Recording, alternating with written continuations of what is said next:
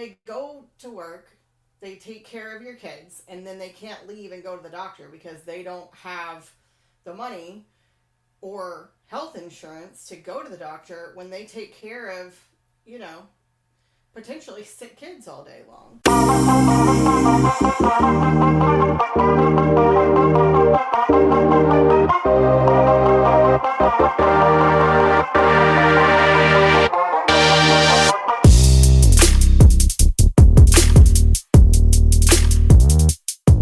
Thank you for checking out Real Talk Personal Finance. Shit's about to get real. Cash Flow King with you today. And in today's episode, we have a very special first-time guest, former premium subscriber. Please welcome to the show, the Daycare Diva. This is the part where you greet the listeners. I said thanks for having me. Oh, okay. All right, so the most important question, first question I have for you is, did you make it to the gym today? I did not make it to the gym today. Okay, so your husband took your car, he left his car home, and that was your excuse for not going to the gym because you didn't have your car. I'm on vacation. Okay, got it.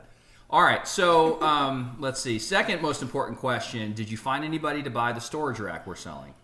I did not find anybody buying the storage rack. All right, and I did tell her there was a free cup of coffee if she found a buyer, but so far nothing happening there. All right, so let's get into today's episode. I think I had you scheduled to come on here before, and you were really nervous about it. I think you thought you needed to be way more prepared and that this was going to be way more serious, and then you realized, and I told you, hey, this is just a conversation. You know more about this stuff than probably 99% of people.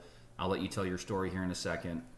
And it's just, I don't know, stuff that comes up quite a bit with people, especially talking about personal finance and costs, and I'm sure we'll get into all that. But yeah, so I just thought you'd be a good person to have on as a guest for, and we'll talk about this too, the whole daycare versus childcare thing that we had a friendly banter about. But just for the listeners' sake, who are you? What do you do in the world? And just give us a little bit of background. Yeah, sure. Well, my career in early childhood started when I went to college to be an elementary school teacher. And while I was in college, I needed a job, so I decided to start working in childcare so that it would look good on my resume. And in my first job in childcare, they put me into an after-school classroom with first graders and second graders, and I quickly realized that it was not going to be for me with the age of children. And then through working in the child care center and, working with different ages, I realized that I really liked working with younger kids. And when I compared looking at a lot of people who work in child care get discounts in child care and things like that. And so a lot of times, typically, if you are a director or administrator of a child care center, you get free child care. And so I was doing the math and I realized how expensive child care was, and that working as a teacher, if you have to put your kids in childcare, you're basically going to make no money. And so I sort of changed my career path. Elementary education and early childhood education, or daycare if you want to call it, are two, people don't realize it, but they're two very different things. Younger early childhood education is all about like birth through 5 years old.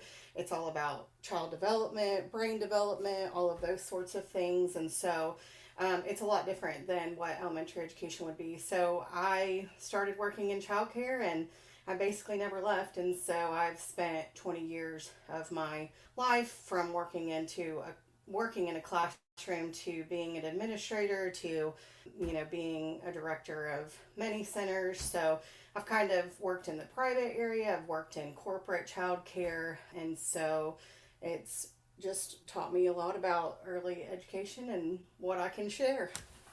Very good. All right. Well, we appreciate the background. So I guess let's start with, unless there's a different direction you want to take it. I had jotted down a few things here in preparation for today. Nothing crazy, but my attempt at an outline or, topics to discuss.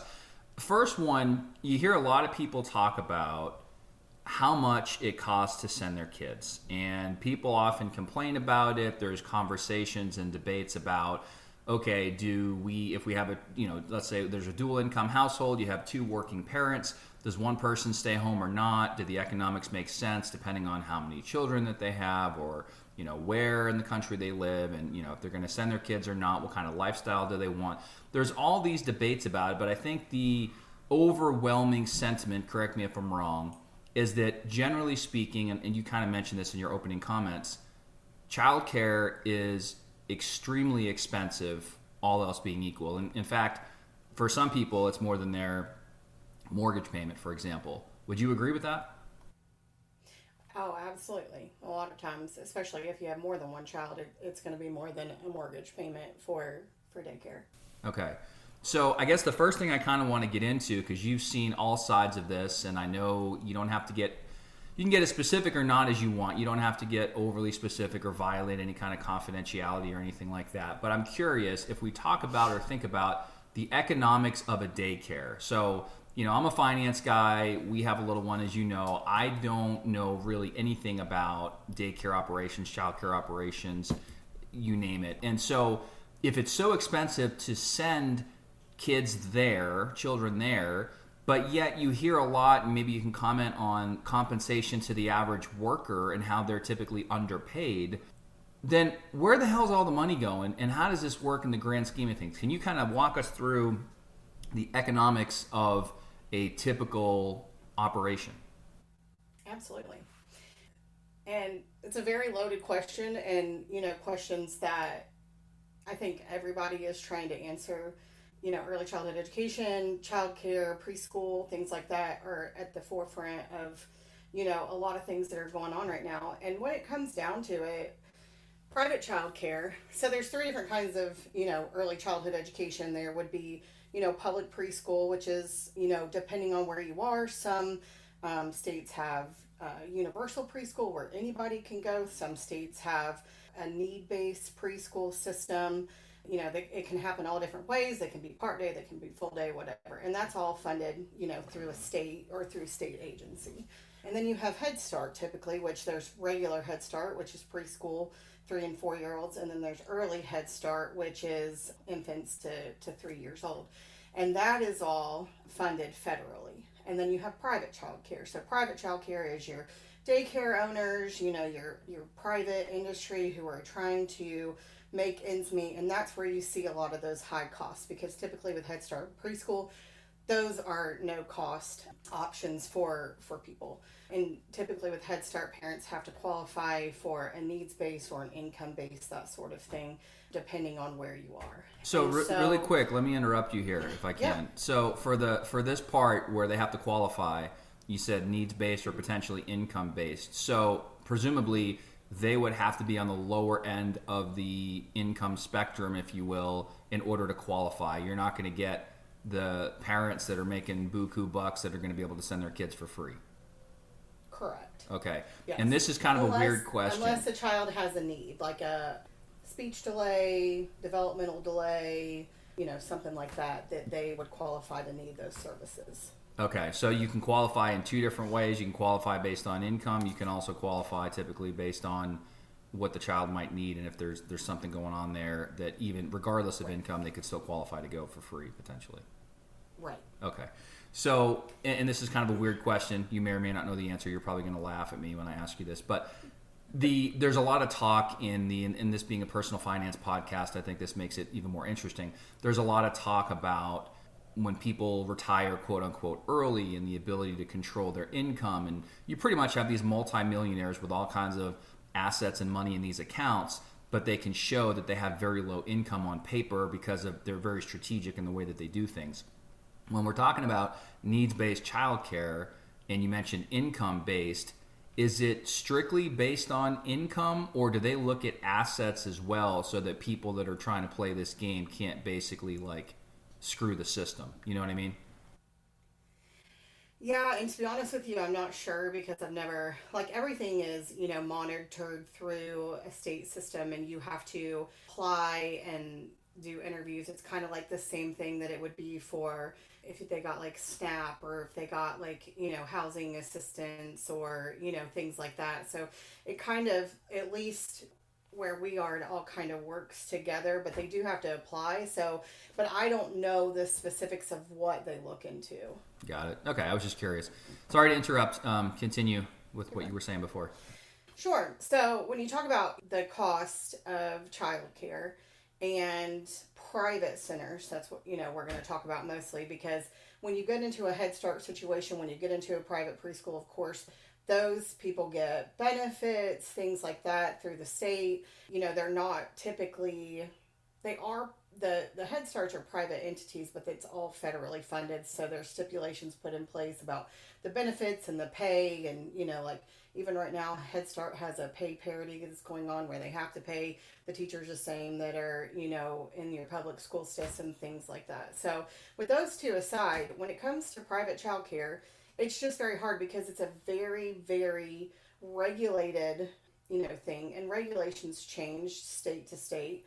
But when you're in a childcare center, no matter where you are, there's ratios that have to be followed. And basically that means that they can have so many teachers for so many children. So, and it can be anywhere, depending on the state that you're in, from, we'll use infants, for example, from 1 teacher to 3 infants to 1 teacher to 6 infants in some states. And they can have up to 2 per classroom typically. So, it might be 2 teachers to 6, or it might be 2 teachers to 12, just depending on what the regulations are in that state. And that follows all the way up through preschool. So when you think about it, and you think about, especially for an infant parent, if you can only have, 3 students to that 1 teacher, typically what the parents are paying doesn't even cover the cost of what that teacher's making. Even if they're only making,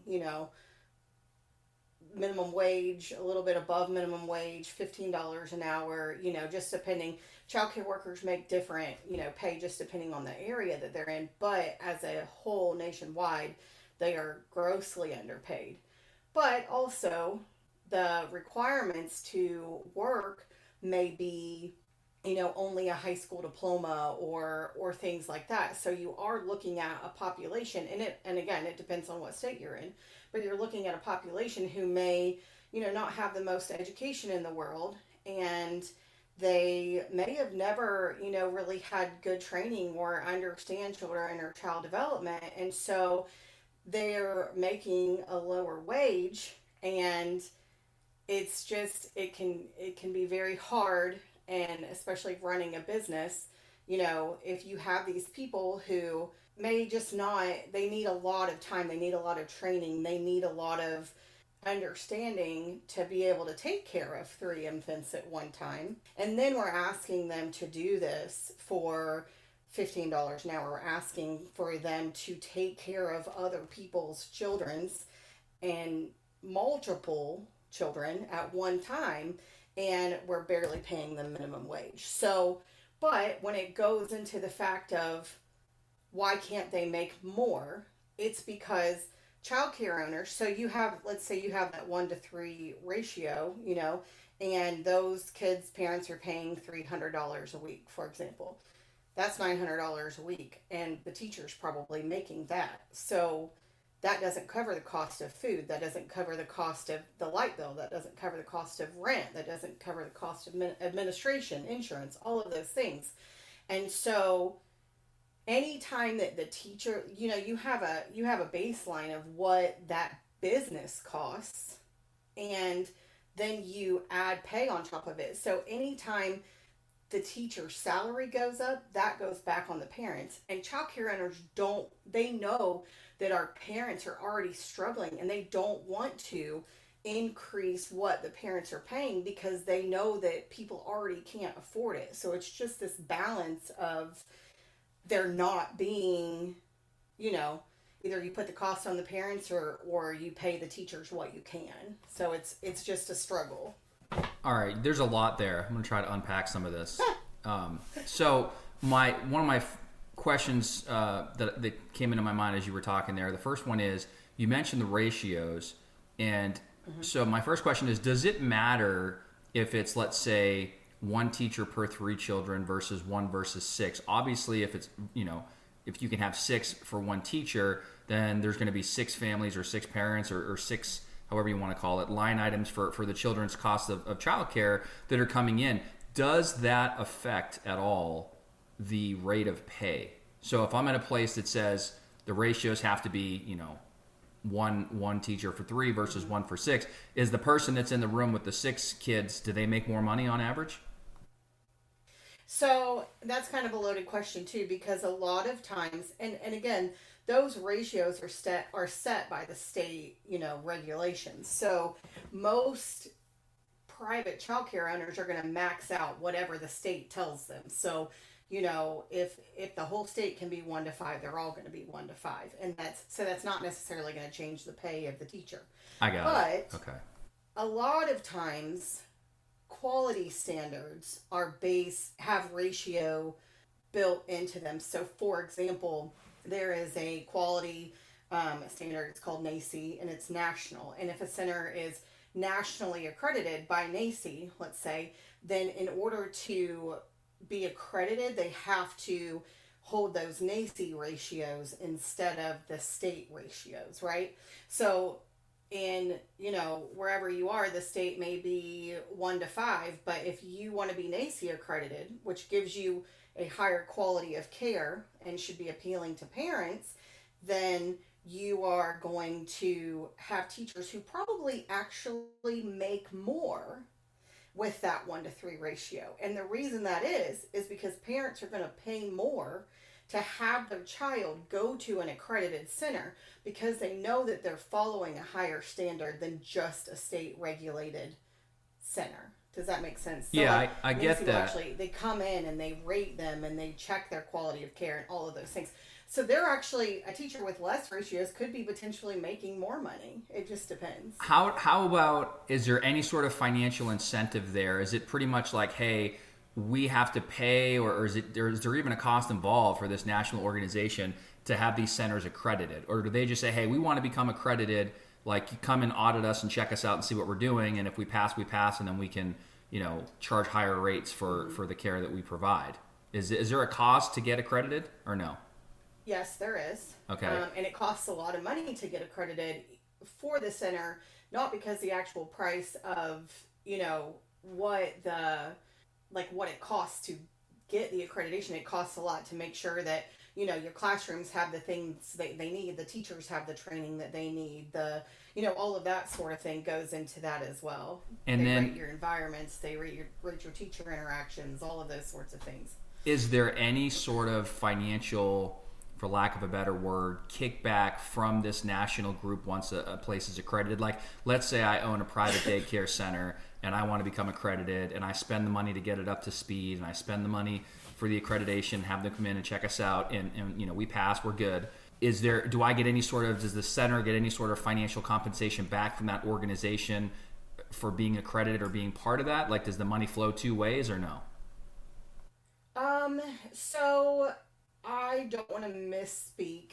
So I'm not 100% sure for the federal, the NACE accreditation. Each state has their own quality system that is set. And typically they do receive more funding from the state if they have children. This gets so messy.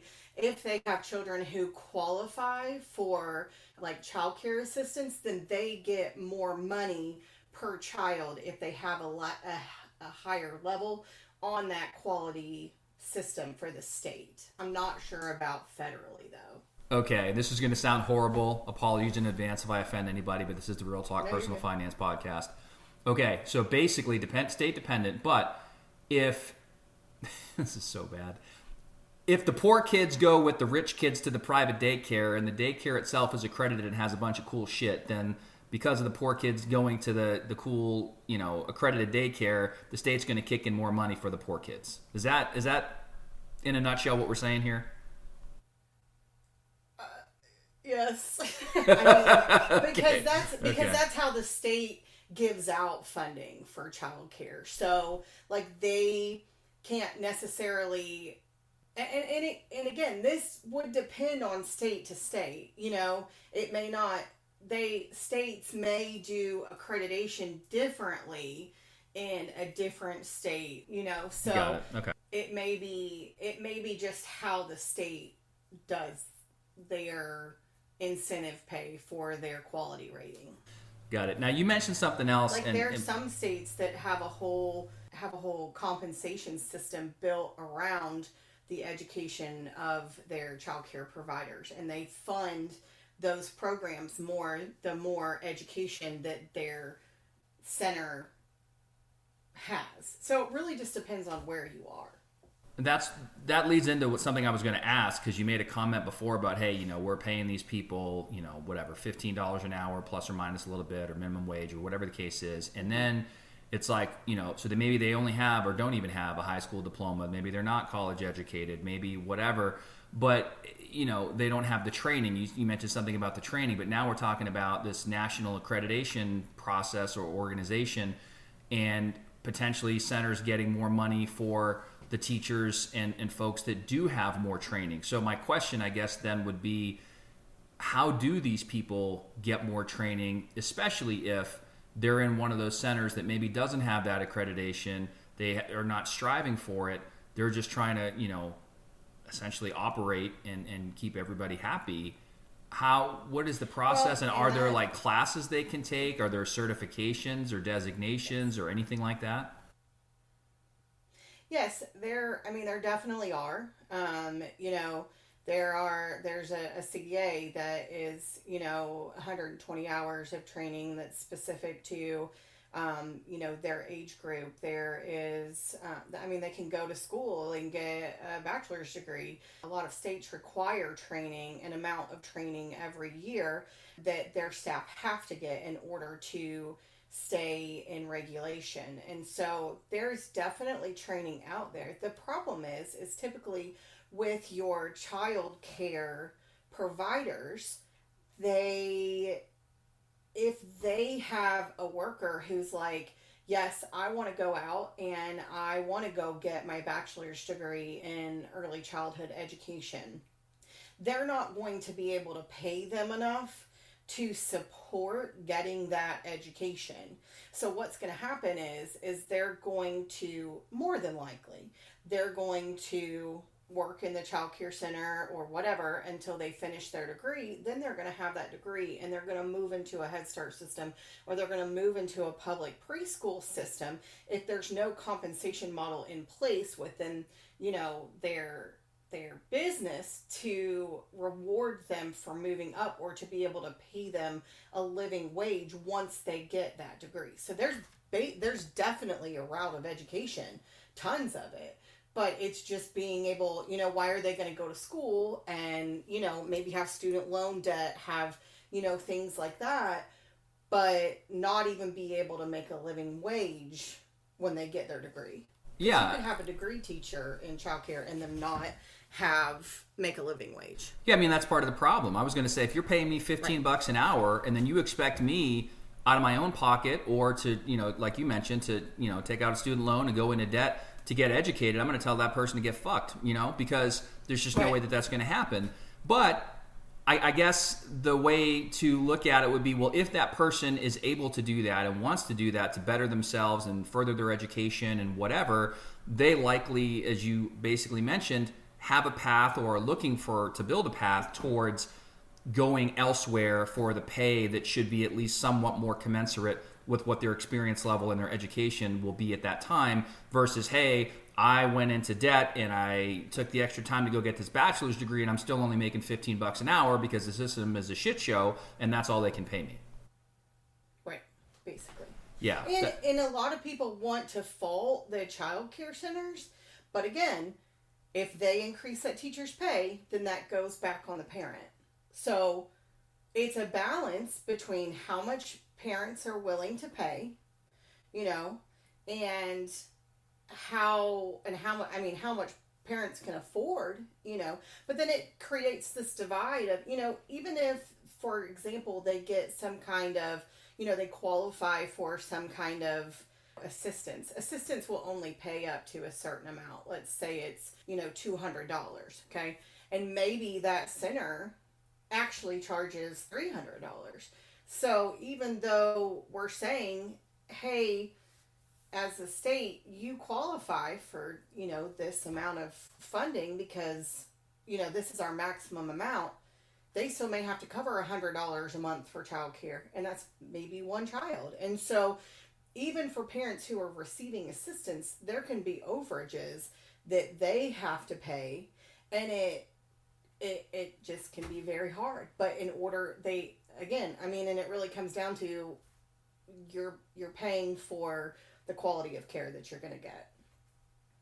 Yeah, I mean, it just sounds like the system is backwards. There are centers who are amazing and they do everything, and there are teachers out there who are in private centers who've been there a long time and they know what they're doing. But as a system as a whole, that's the problem that you're looking at.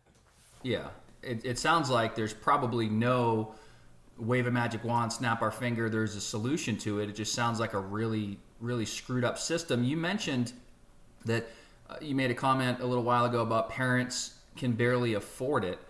From staying on the economics spectrum here, like, how do most people do this? Like, let's say they're at a private center and they have to pay. Are there incentives for them to pay up front in full? Do they go on payment plans? Do you think people just put it on a credit card and carry a balance and go into debt? Like, how are most parents, assuming private, daycare, how are they paying for this?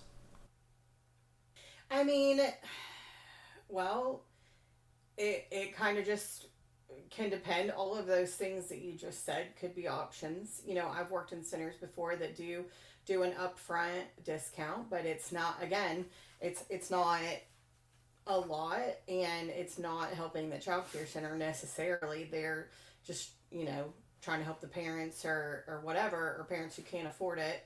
But a lot of them are not going to be able to do that. And I mean, it becomes something that's like your mortgage, It's a bill that you have to pay, and so if you don't pay your mortgage, you don't have a house to live in.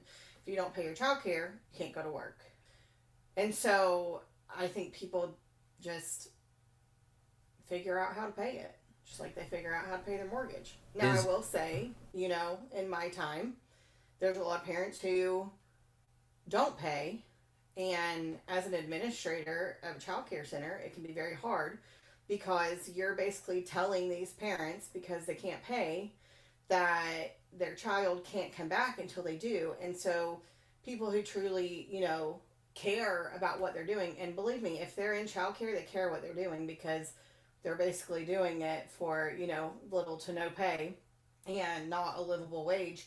And to look at that parent and say, I'm sorry, I have to take that safe place away from your child because you can't pay, is one of the hardest things that an administrator could have to do. And that causes,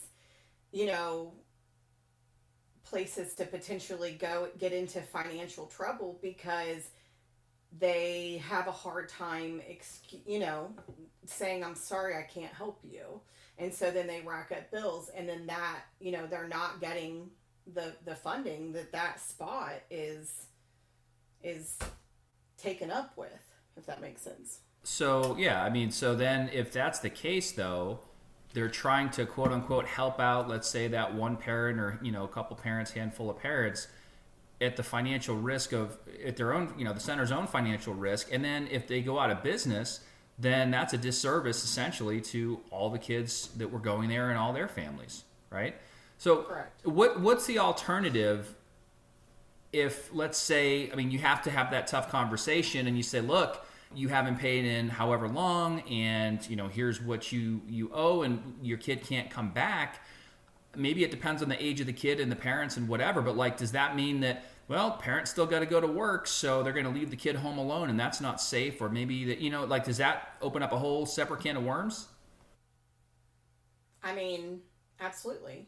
And especially, like, a lot of this came about during COVID, because child care centers in some places had to close. They had limited access. They had, so many School systems were closed, things like that, depending on where you were.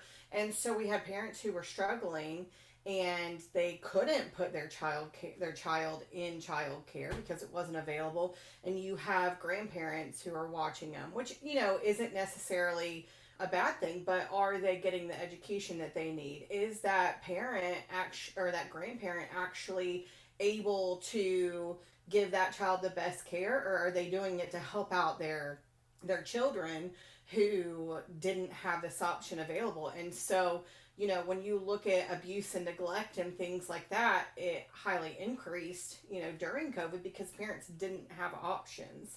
And so, people get desperate. Abuse and neglect, are we talking about because they were with, say, grandparents, or are we talking about in the centers, anything. or what? They could be left at home by themselves. I see. Okay. They could be. And then you think about it, we even have people working from home. But working from home with a child is almost impossible as well. And then it increases your parent's stress level. It increases the, environment for the child and it not being a healthy environment because they're trying to work and they're trying to balance all of these things and they can't give the attention to their child that they need, when if they were in a child care center or they were in an education program, that parent can do what they need to do. That child gets that education that they need and deserve, and then they come home and they get to spend, that quality time together, and the parent's not as stressed out and the child's not as stressed out because they have that routine. So when all that goes away, it can just create a lot of problems. Yeah, I can only imagine. That's crazy. Yeah. Well, and so, and this probably all sounds, like a lot, and everybody, is probably sitting there saying, well, why would you even, own a daycare? Why would you even do it? There are ways to make it work, and it's hard.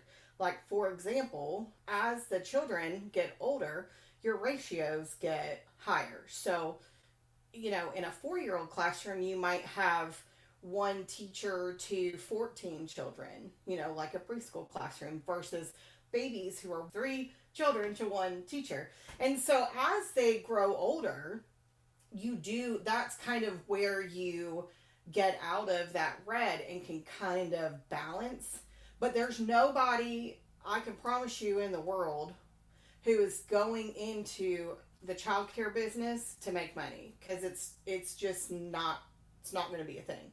A lot of childcare centers, if somebody owns them, typically the owner is the person who is running the childcare center, so they don't have to have that overhead cost of a childcare or of a director or of an administrator, things like that. Now, the bigger a company gets, if you want to say, and the bigger the child care center is, there's more room there for profit. Again, never going to be, a $1 trillion business, but there are ways to at least break even, or if not, make a profit. But you really have to have people running your business who know what they're doing, and a lot of times, even with your administrators in childcare, they may know everything in the world about children, but they don't necessarily know how to run a business. And so you can also run into a problem there too. So it's just, there's a lot that goes into it, but there is there are ways to make it work. It's just not easy. Can a daycare center say, hey, the ratios are better as they get older, there's likely more profit there? I know we're not supposedly going into that for a profit, but let's just say they said, you know what, the ratios aren't as great for the younger ones. We don't want to deal with that. So we're just going to say we are only accepting ages, whatever, X and up. Is that a thing? Absolutely. And tons of centers do that. A lot of centers don't start until 2 years old.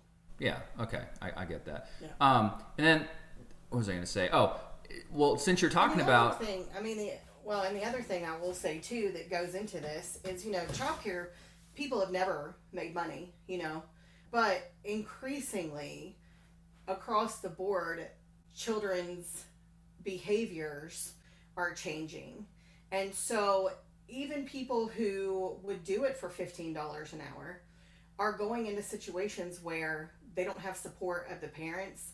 the child, they may not be trained to support a child in a large group setting with a need that they have. And maybe there's a behavioral issue, maybe there's, and at the end of the day, when they can't get help for that, that's when a lot of your issues, in private childcare happen, right? Because they maybe don't have the training to know how to support the need of the child that they're dealing with.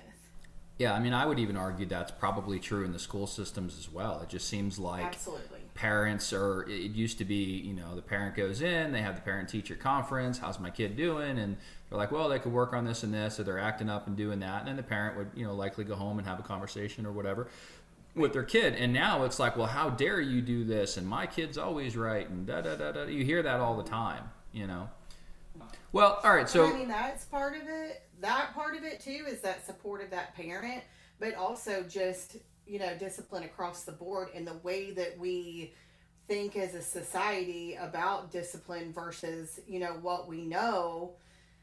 But if a child doesn't have that consistently, every day, they may not know how to manage their emotions. They may not know how to, and if the teacher doesn't know how to help them with that, then they're going to continue to have those behavioral problems. And maybe the parent doesn't know.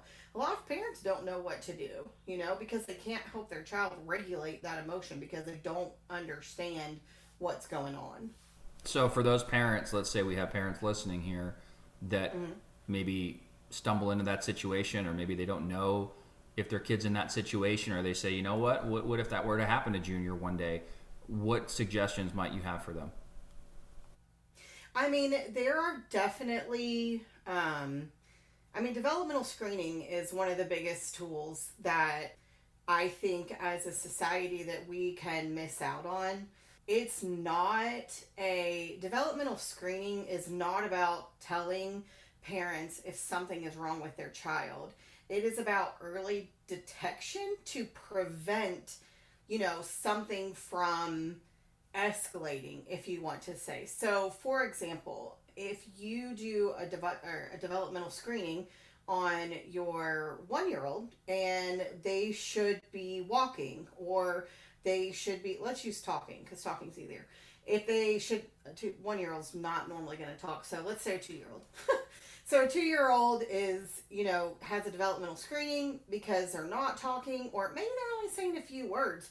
But the parents think, oh, well, they're saying a few words. They're only 2. It's fine, But they could do a developmental screening and realize, oh, well, my child should be putting together, 2 words instead of just having, 1-word conversations or things like that. And so they may be able to get intervention early where they develop the language skills that they need instead of being behind 3 years, 4 years, 5 years later when they finally go into a potential public school system where they will screen them, and then they didn't have that previous 2 years to get that child. A child learns more from 0 to 5 years than they will learn their entire life. So if they miss out there, you're putting them drastically behind.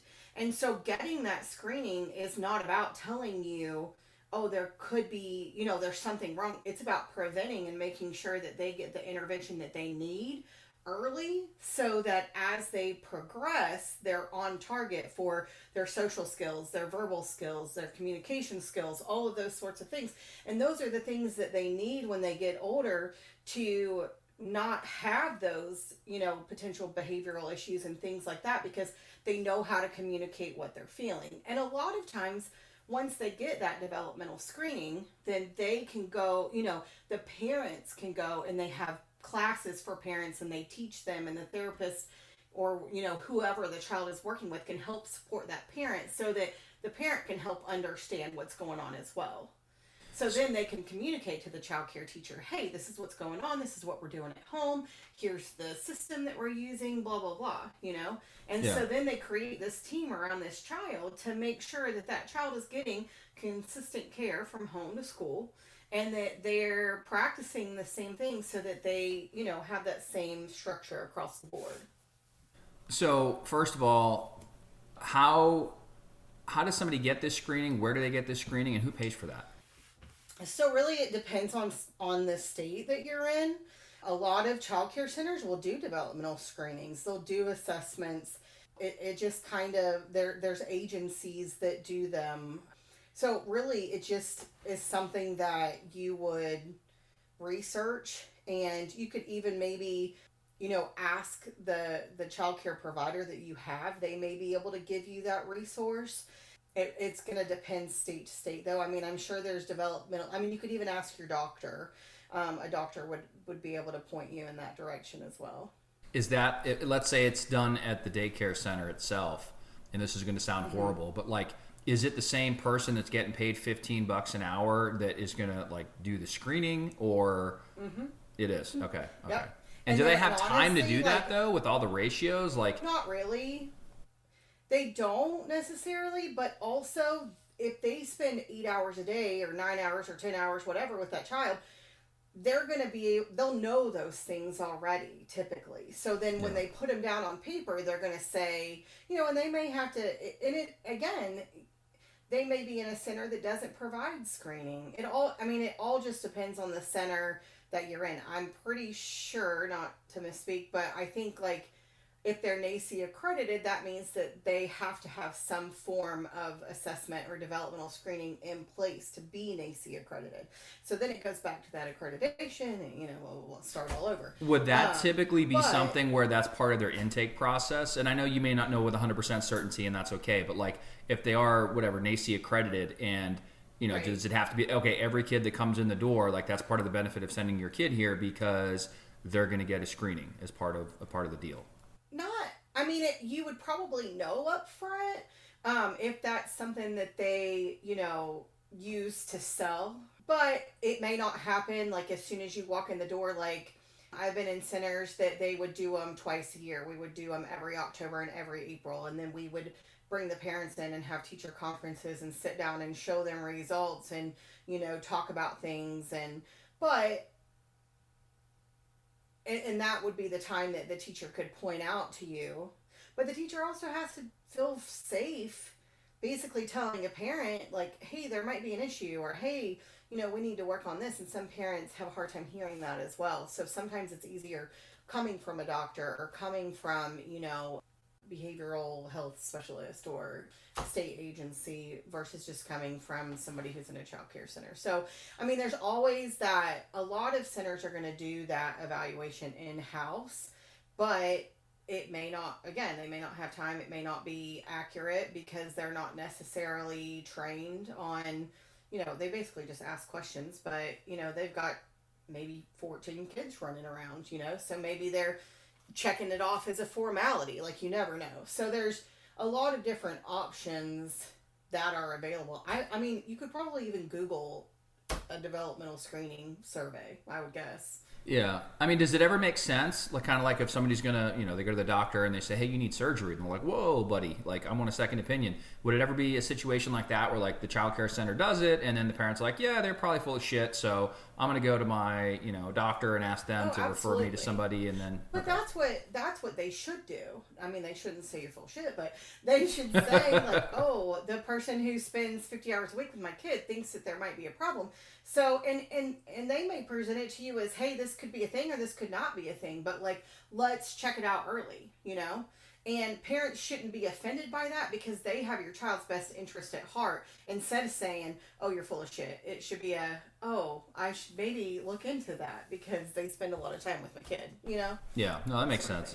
You mentioned a couple times about basically the fact that there's essentially, I don't want to say no money in daycare, but it's not necessarily something that people go into strictly for profit. But I know at one point you had mentioned to me something about essentially daycare as an investment. There were some investors, I think, one time that came in or whatever, that were looking to get involved. Can you speak at all about how people might invest in private daycare, if that's a thing, or, any thoughts there? The only time that I've really been a part of that was it was a national company who was coming in to like purchase, child care centers and then bring them to their brand. So again, the more that you have, the more centers that you have, the more spaces that you have available, the more resources that you have available. So like working for a corporate private childcare is completely different than working for a private childcare center that may have, a mom and pop owner or something like that.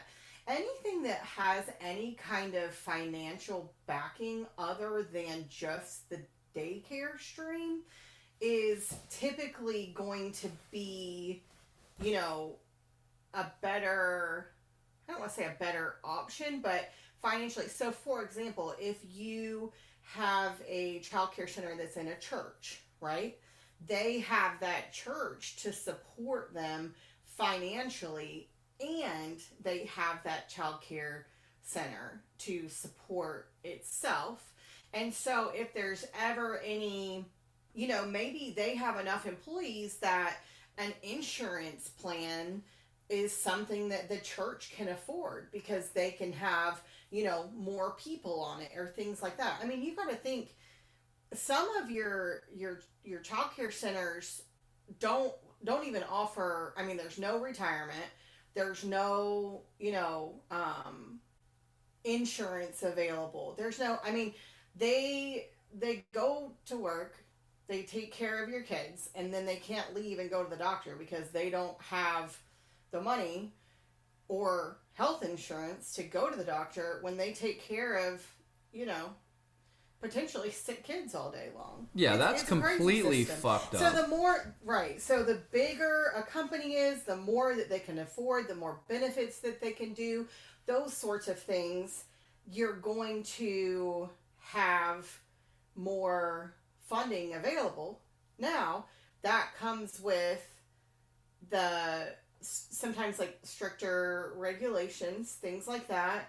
You may have a lot less of a personal care for your child because it is a corporate. I mean, there's positives and negatives to everything, honestly. Does it exist, like people talk about sometimes in the medical field, and I forget, and shout out to Cashflow Rockefeller Prince, because you actually emailed me about this one time, and I'm going to butcher this because I completely forget what it was called, but it's pretty much like almost like a private medical setup where you have fewer clients or patients that are willing to pay more money for like this concierge level of medical services or whatever. Is there such a thing in the daycare world of, like, for lack of a better phrase, a bunch of rich parents getting together and saying, all right, look, we want our kids to be well taken care of. For one reason or another, we're choosing, or we have to send them to daycare. We want our teachers to be there for them, to be their best selves at work. And in order to do that, they need to have retirement benefits for themselves and this, that, and the other thing, which is up to the daycare to provide. But we're willing to pay a significant premium to create an environment that's conducive for that, for those people to go to work. Does that, like, exist? I don't necessarily know that something like, I mean, so typically, if you have enough money that you could do that, then you're going to have an in-house nanny. You're going to have somebody who, potentially comes to your kid's environment, and you're going to put them in, another form of socialization, like a mom's day out or something like that, versus having them leave the home and go into a public setting and things like that. If you, gotcha. People who can afford private childcare typically do that, because I don't think that something like that, and maybe they have, somebody who provides, a couple kids a nanny service versus having them go to a childcare center, right? Yeah. But that's completely unregulated as well. So you don't necessarily know, and not that you really know. I mean, if you have that much money, then you're paying for the nanny who you can pay for their health insurance and, stuff like that. Right. Well, yeah, but that's the thing, and I was going to ask about this too. You mentioned that if somebody does that, it's not regulated. Okay, fine.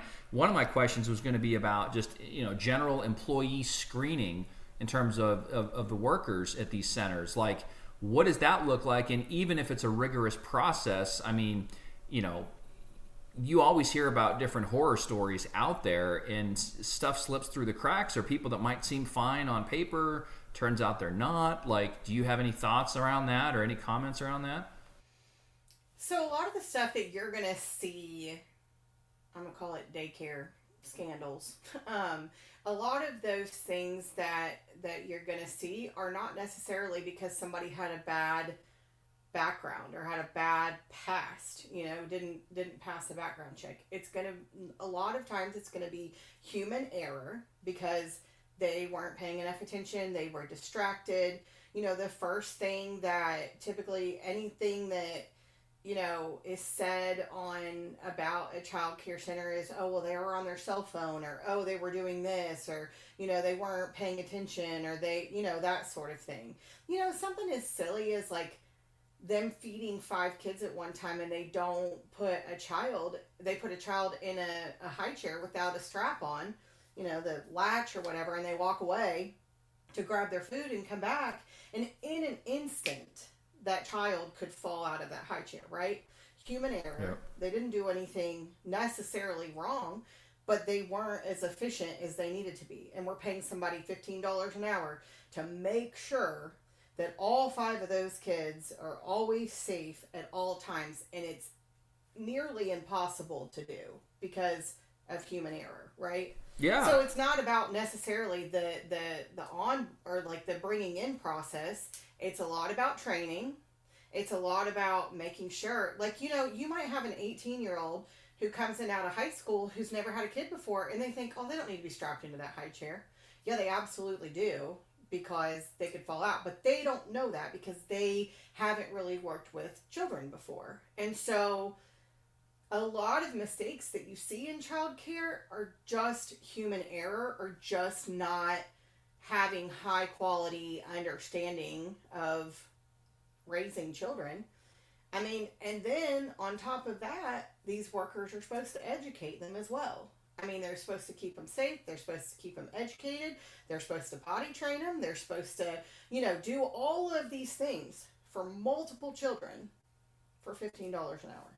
Yeah, this is going to sound like an asshole thing to say, but I would be scared shitless to send my kid to daycare. I mean, obviously, but some people don't have an option. I understand that, and I think about that all the time. And I have friends, I have colleagues, I have people that are financial advisors. I got a couple buddies; each of them have 3 girls, and there was a time where they had to send their kids, and it's just like, my goodness, like, it's scary. But at the same time, to push back a little bit on the whole 18-year-old example there, I mean, couldn't somebody make the argument, maybe they've never had kids before, but for goodness sake, sit them down in front of a computer and take their phone away, and or have them do it as part of their onboarding training, which may or may not be there, and have them watch or go through a couple hours of modules on just basic shit. Like, there's human error, and then there's just like, they should have known that. And I think there's a difference between the two. And I know when you're talking about an 18-year-old kid and you're not paying them that much, and you think back to any of us when we were in high school or college, like,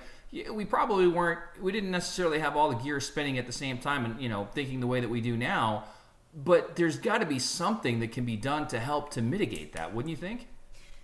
Well, and honestly, I mean, there's, just depending on the state regulation, again, like, there is training that's done. There are things that have to be done within, but how do you make a training of every possible thing you can't. Could go wrong? Right. Correct. And then when you have administrators, they're trying to teach, they're trying to help these people. There's one of them, and however many staff, maybe they have an assistant, maybe they don't. They're so short-staffed right now, especially right now, because people aren't going into the field. They don't have adequate teachers to fill their ratios. So instead of being able to be in that classroom with that 18-year-old for the first, 3 hours, and they may have a co-teacher and, stuff like that. But instead of that director making sure that they can spend the time with that new employee, they're covering breaks in all their classrooms so that they can follow labor laws. Or they're covering a ratio in a classroom because their teacher called in because they're sick and they barely have enough teachers to cover, better yet, a substitute.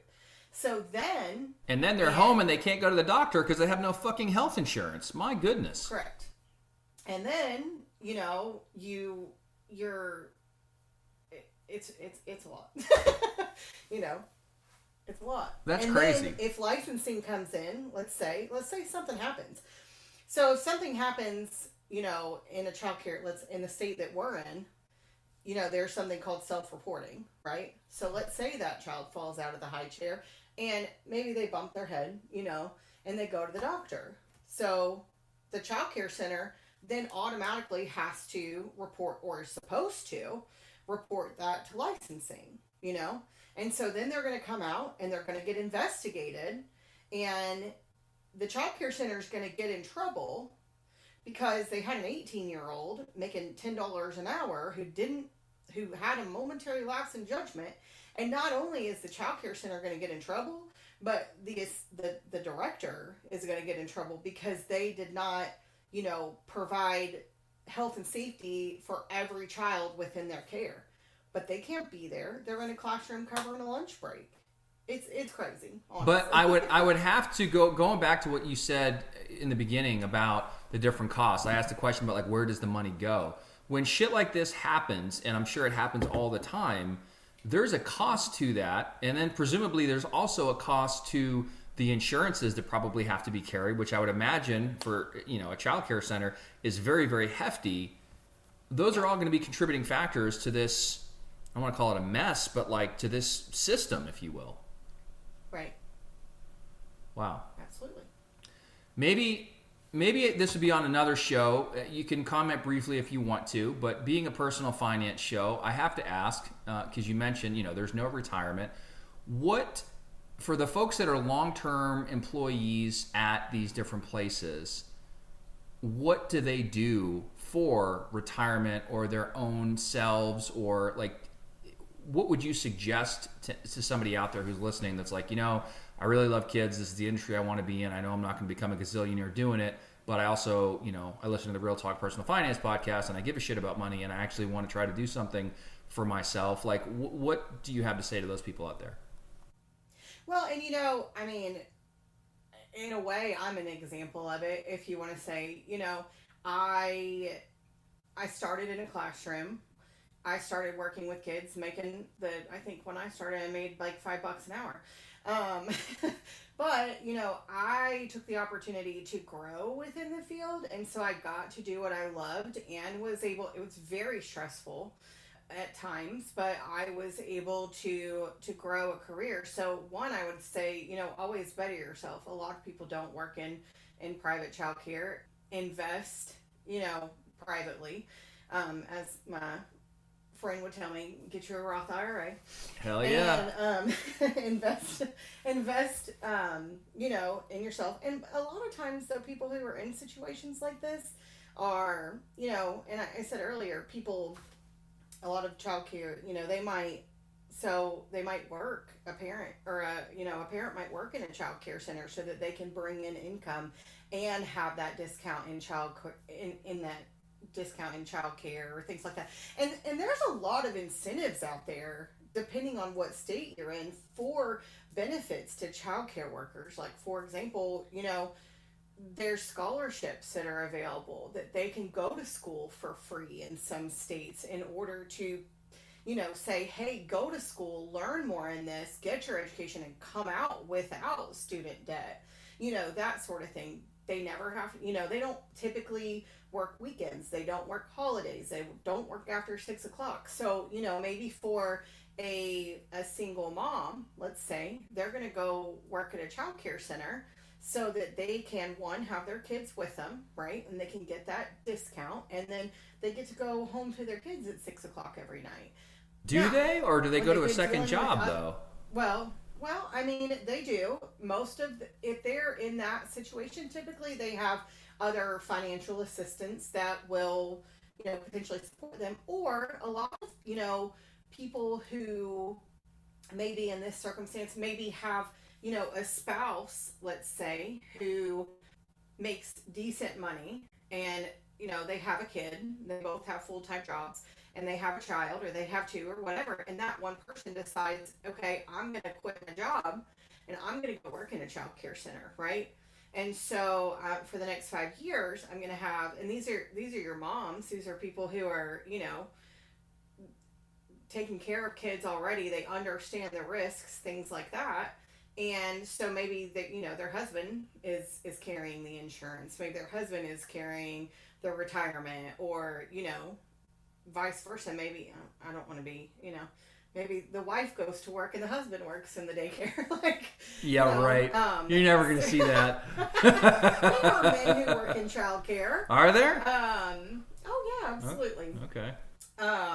But so people make it work, but people who are in childcare who are behind, they don't, especially, where we are, they don't understand the lack of not having things like retirement. Some of them, have Medicaid for insurance, things like that. So the last thing on their mind is having a retirement. It's making ends meet, Right. No, that makes sense. And one thing I was going to ask before, I forgot about it. Now it just came back to me. And, you can answer this or not answer this. Totally up to you. Yeah. This is just your opinion if you want to share it. I really don't know how I feel about. Actually, I do know how I feel about this. Maybe I'll share mine. But do you think it seems like, on average, like most people that are tuned into this show that are going to be listening to this is going to be your typical, average, everyday, middle class, maybe upper middle class people that are interested in personal finance and retirement and this and that, and maybe they have kids or planning on having kids, and for whatever reason, the title of this show resonates with them, so they're listening to it. Now, a lot of those people are probably going to send their kid to daycare, childcare. We still didn't have that debate. And so they're going to do that. They're going to go to work. They're going to, quote unquote, do the right thing, or the proverbial right thing. And a lot of them are going to struggle, right? And get into a lot of the things we talked about before. Then you're going to have people that get assistance and they don't necessarily have that same type of struggle. I guess my question is, in terms of sense of responsibility for having children, and if you don't want to comment on this, you don't have to, but do you think, like, I don't know, what are your thoughts on that in terms of, like, there's some people that, like, I don't know, and maybe I might lose some listeners over this one, but I really don't give a shit. My perspective is, life is full of financial challenges. We're all trying to solve a world of financial challenges with finite resources. However, there are certain people that know or should know that whether or not they can financially afford to have a child or to have children. And at some point, I think that there's a sense of responsibility that should come along with that decision. And you could make arguments on both sides of this. Well, there's never going to be a good time. I've heard that a million times. And if you want to have a family, just start a family. Okay, fine. But what about the financial side of that? And is it ultimately fair to the child, to others, to these daycare workers, to whatever? I guess, like, there's just people that are, and it's like anything in life. They're working and milking the system for free, and they're just spreading them open and popping them out, And then there's people that actually have to think about that decision and the financial ramifications of that. And, is there a point where people just shouldn't have kids or not as many kids? Do you have any thoughts there, or am I getting way too off on a tangent? Well, no, and I mean, just to kind of, and I don't know how every state works, but the way that, like, child care assistance here works, there are stipulations put in place to say, hey, you have to work in order to get child care assistance in the state that we're in. Like, it's not like, food stamps or housing where you don't have any income and you get more money. Right. That's what I was thinking of. These YouTube videos with these people at the grocery store fucking doing jumping jacks in the frozen food aisle, and look at their, 2 carts of junk food paid for by the taxpayer. Like, fuck you. You know what I mean? Yes. And it's not the same here. I mean, it's not the same for child care assistance. And it's also on a sliding scale. So, like, maybe they make minimum wage, and they're gonna pay XYZ for their childcare, and maybe they can find a center that would take that, and they're not gonna have that childcare cost. But if you're behind, right? Like, let's say you don't have a job, and without childcare you can't get a job, right? So if there's no assistance out there to help you with childcare, then you're never going to be able to fix the problem and grow, right? But you have to have a job in order to do it. And so as you increase your pay, let's say, then the amount of childcare that you get help with is going to decrease over time. Now, there's something called the benefits cliff, which I won't get into, but that can really cause people to not be able to grow anymore, because if they grow too much, then they lose those benefits. Right. It's too big of a difference to help them make that jump. That's what I was going to say. Like, why work more if my benefits are going to get cut and ultimately I'm going to be at a net loss here, right? Correct. You're going to be worse off than you were. But so childcare is a little bit different when it comes to like people just not working, because they, at least in our state, they have to work to get it. Okay, I gotcha. All right, so maybe that's not as bad as I thought. Okay. And I did want to say like one more thing, because I know, we talked about the human error and things like that. And I am a strong believer in childcare. I did it for a very long time. I've had centers of hundreds of children who, were safe, and there's been trials and tribulations and, things like that. But there's nothing to say that couldn't happen somewhere else. I went through a situation one time, and I had a friend who was very upset about it. And I said, do you realize that your best friend, could have been watching your child, and the same thing could have happened, and maybe is even more likely to happen, because I'm not being meticulous, right? Like, we talk about that 18-year-old, and I don't know, there's probably things that you've done as a parent where you would never think like, oh shoot, I didn't strap him into the high chair, or, and that might be an extreme example, but something small where they got hurt or whatever. But because they're in a child care center, we're going to lose our minds about it. But if they're at home, or if they're with a friend, it's, they fell, whatever. So it's also kind of a stigma of, I'm paying these people to take care of my child, and they let my child get hurt, versus, they're at their aunt's house and they got hurt. And we're not upset about that, but we're upset about the daycare. You know what I mean? Or I've seen, center or stuff on the news, and it's like recordings of how they talk to the kid and stuff like that. And I always laugh because, I think to myself, like, oh my gosh, like, jokingly, the joking, sarcastic person that I am, somebody could have heard me having a conversation with a child one day and been like, what in the world? Because they don't know me. They don't know me in that child's relationship. Now, I did everything that I could to build relationships with my parents in the center to make sure that, they were comfortable and they knew my personality and they knew that I loved their children, But it's also a very fine line between make sure that you hold everybody in your life to the same accountability as your child care worker, because they're just people too. And, stuff that happens at home, stuff that could happen in your care are accidents that could possibly happen to them, even though they're regulated and they're always doing the right thing. Now, is everybody in child care always doing the right thing? Absolutely not. Like, you have those people, but there are, when you read news stories and things like that, you have to consider the other side of it. And I know that's really hard to hear, but I've been on both sides of those situations before, and I've been on sides where people were absolutely completely wrong, and then I've been on sides where they really didn't do anything wrong, but and they're devastated because something happened to a child, and now they have all of this hate and upsetness and regulations and CPS and licensing coming in, and they just didn't know, or that sort of thing. They were too busy, they were too overwhelmed. That's part of childcare. You know what I mean? Yeah, I mean, is anyway. Any of that potentially motivated by the fact that you would imagine that there's all this insurance in place for when shit goes wrong? Do you think that that's accelerated at all? Like, people are coming in with their hand out looking for a lawsuit or something? Or do you think it's just, people are like legitimately pissed off and that's not the reason, they're just mad?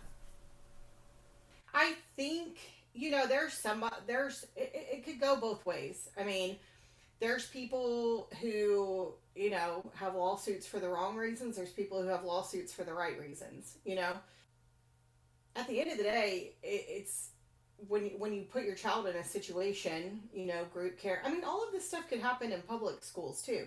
They're just older. The kids are older, Yeah. So maybe they have they can talk about things, or, and so, but they can fall on the playground and break their arm. There's a lot that can happen. And so when it comes to like insurance and things like that, I mean, I don't really know, because I never really had to deal with a situation like that, but I can see how a parent could just be extremely passionate about their child's welfare, and I could see the opposite side of it, of that handout, that, that lawsuit, that sue thing. I think I can get some money out of this, especially when it's just a pure accident. Yeah.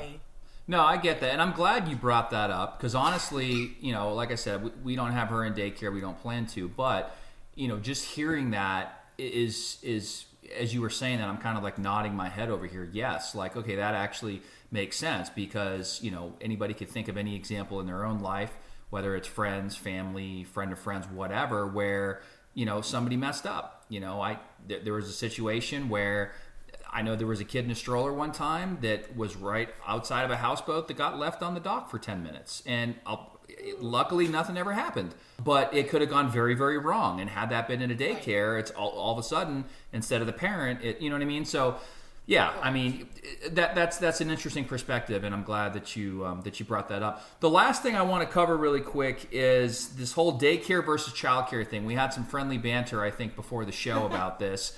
And I said something about daycare, and you said something about, it's not daycare, it's childcare, because if I was like, well, yeah, but they care for your kid for the day. And you're like, well, if somebody's working 50 plus hours a week caring for your kid, then you're, what did you say? You're undermining their professionalism by referring to them as a daycare worker versus a childcare worker. So educate the listeners like you started to educate me on the whole daycare versus childcare, because even your name on here, I put as the Daycare Diva, and I may or may not leave that, but I thought that was kind of funny. But daycare versus childcare, like, what's the politically correct way? I'm assuming it's childcare, but why?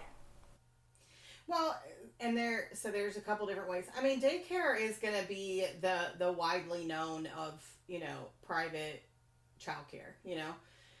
You have early childhood educators. And really especially for me, the reason in the education field you say childcare is because, again, you're leaving your child with somebody, and for not a lot of money, and daycare is considered non-professionalized, or that they're not a professional. They're just a daycare teacher. They're just a babysitter. They're just watching your kid. They're not educating your child. They're not taking care of their child. All of those things should be done. They should be, having a curriculum. They should, have a structure to their classroom, a lot of structured play. And so when you call somebody a daycare worker, you're taking that, it's almost, I don't want to say it's like derogatory, but to somebody who works in the field, like, I don't care for your child for just the day. I care for your child, and I care for them all the time. And professionally, I am a child care worker. I'm an early childhood educator. I'm not a babysitter. I'm not just a daycare worker, right? Gotcha. That makes sense. Yeah, no, it does. I mean, and I've even heard parents professionalizing. I've heard parents refer to their kids, or I've had people say like, "Hey, I got to babysit because my wife's doing this." I'm like, "What? What are you talking about? Those are your kids. You're just spending time with your kids. There's not babysitting." Like sometimes, so I think, I think there's different perspectives on that, and I think some of it too is people just. You may have a teacher who's got a bachelor's degree in your child care center. I mean, it happens. Like, people want to work in child care sometimes to be around their kids or to get that discount or whatever. And then it's kind of like you're just calling them a daycare worker instead of an educator or instead of a professional. You're diminishing what they're doing. You're diminishing the care that they're providing. Are you going to be offended if I leave Daycare Diva as your name on here? You can. I feel like more people would be drawn to learning about daycare because there is some kind of, maybe they don't understand what childcare is, and it's a commonly known term of daycare. So if you want to leave it, you can leave it. Okay, all right. So no hate mail. You could draw more views. Yeah. Hey, we need it. So speaking of, I'm going to put you on the spot for a second here. Oh, here we go. So, no, I think this has been a really fantastic show, and if I don't say it or forget to say it, I just want to make sure I say it. Thank you very much for coming on today. We really do appreciate it. You were, at one point, a premium subscriber to the Real Talk Personal Finance podcast. I must have done something to piss you off because you're not premium anymore. What happened? I just didn't take the time to listen like I needed to. Okay, all right. Well... Anyhow, no pressure. Maybe I'll subscribe and hit up Planet Fitness and learn about some finance while I work out. You should. We appreciate that, and I might even be able to take the price down a couple bucks for you. I think the minimum they'll let me go is $3, so I'll take it down to $3. You can resubscribe at your old price. All right. Well, no. In all seriousness, we appreciate you coming on the show. Before we wrap it up here, are there any final comments you have or anything that we didn't cover that you wanted to make sure you get on this episode? I mean, I don't think so. I have a plethora of knowledge, but I feel like I've put enough out there for today to process. Yeah, I mean, you've definitely dropped some knowledge bombs. To the listeners, if you have any questions for the Daycare Diva, you can email the show, realtalkpersonalfinance@gmail.com. We'll make sure that she gets those, and we can respond to those at a later time. And who knows, maybe we'll have you back on for a follow-up or a different topic or whatever, and we'll go from there. So thanks again for being on the show, and we will see everybody in the next episode. Check the mic and make sure it sound right, boys.